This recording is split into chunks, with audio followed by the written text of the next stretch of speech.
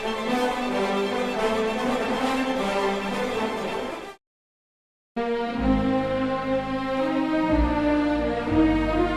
right. Welcome back, friends. Let's see what the Reverend Scobie, how he can help us uh, enter into book one of Proverbs. He will say, this collection of sententious sayings is divine wisdom applied to the earthly conditions of the people of God. That the Proverbs were Solomon's, 1:1 means chapter 1, verse 1, implies no more than that he gathered into orderly arrangement sayings already current amongst the people. We might call that the fides populi, the wisdom of the Spirit, perhaps through many centuries. Ecclesiasticus 12:9, chapters 25 to 21, were current in Hezekiah's time, 25.1, and that would be approximately 722 BC. Chapters 30 and 31 are Agur and Lemuel. So you can see he's acknowledging that the book itself, and this is written in he lived 1917. So he's saying, it's written through many centuries. There's a couple different authors. Some of these sayings could have been in oral use even at Solomon's time. He's just ordering them. Those that come after Solomon are going to order it according to the direction he will indicate. So the outline, yes. So we have the Proverbs of Silent Introduction, Purpose and Pragmatic Style, and then the series of instruction and speeches. Micah, would you read us Yes, 1 through and following? I would be honored. All right. The Proverbs of Solomon, son of David, king of Israel. Prologue.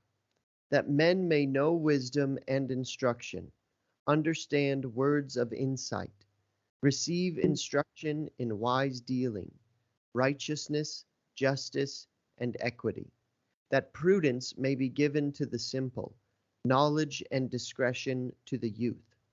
The wise man also may hear and increase in learning, and the man of understanding acquire skill. To understand a proverb and a figure, the words of the wise and their riddles. The fear of the Lord is the beginning of knowledge. Fools despise wisdom and instruction. Warnings against evil companions. Hear, my son, your father's instruction, and reject not your mother's teaching, for they are a fair garland for your head, and pendants for your neck. My son, if sinners entice you, do not consent. If they say, come with us, let us lie in wait for blood. Let us wantonly ambush the innocent. Like Sheol, let us swallow them alive and whole, like those who go down to the pit. We shall find all precious goods. We shall fill our houses with spoil. Throw in your lot among us. We will all have one purse. My son, do not walk in the way with them. Hold back your foot from their paths. For their feet run to evil, and they make haste to shed blood.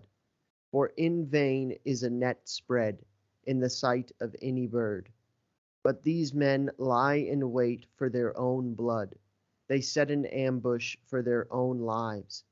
Such are the ways of all who get gain by violence. It takes away the life of its possessors.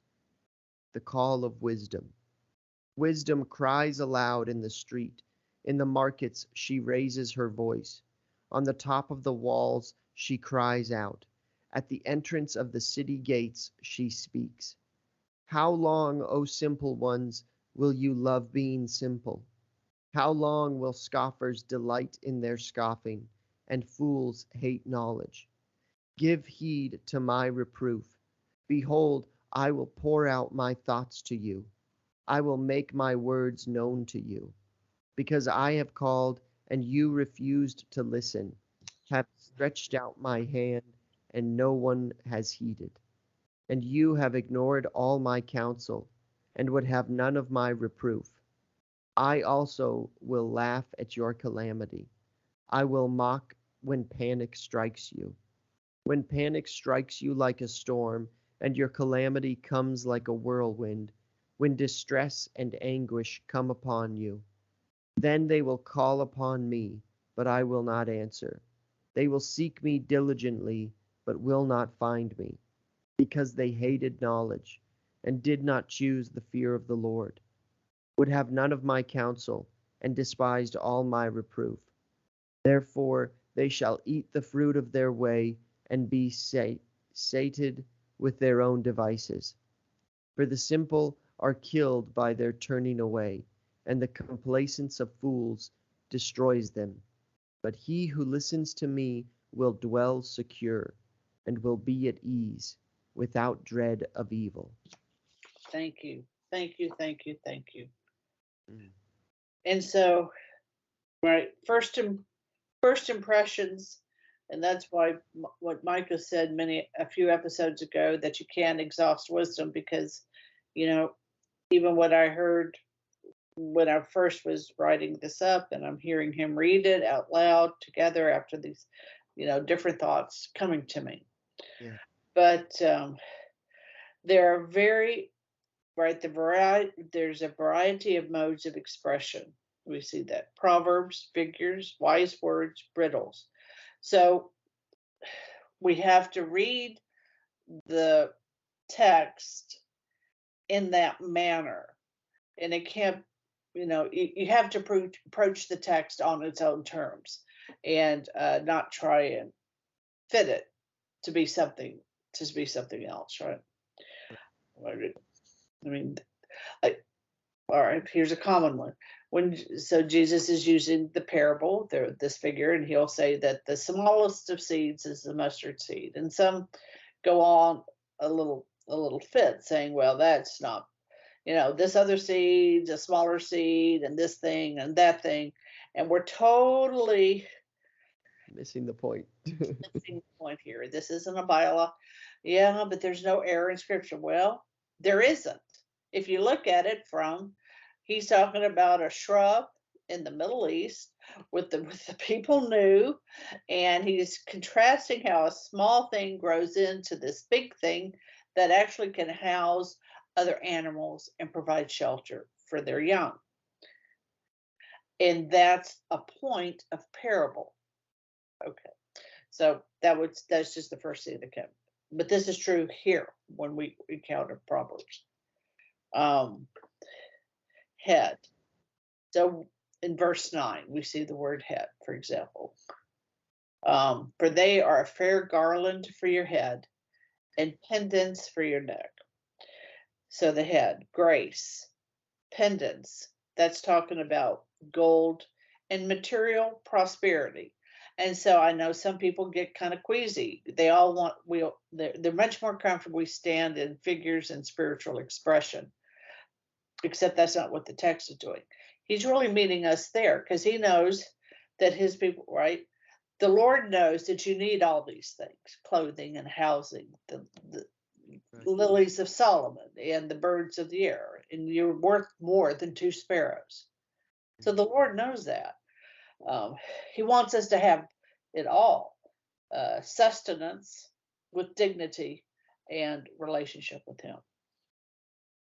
Um, verse 11, murder of innocent blood.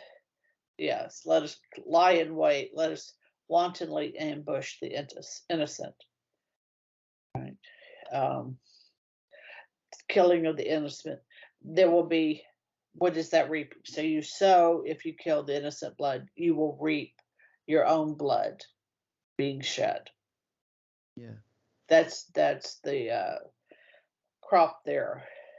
Um, Me think of how often seeking revenge ends up just damaging yourself if you're in that mindset of wanting the worst for someone or trying to create you know, doing something from a malicious place usually ends up bringing malice upon yourself. It always does. It Yeah. always does. It always does. Yes. Yes, yes, yes. Um, it talks about forgiveness, and we're at the top of the hour. All right. We will pick up with that in the next episode. Till then, friends, fides et ratio.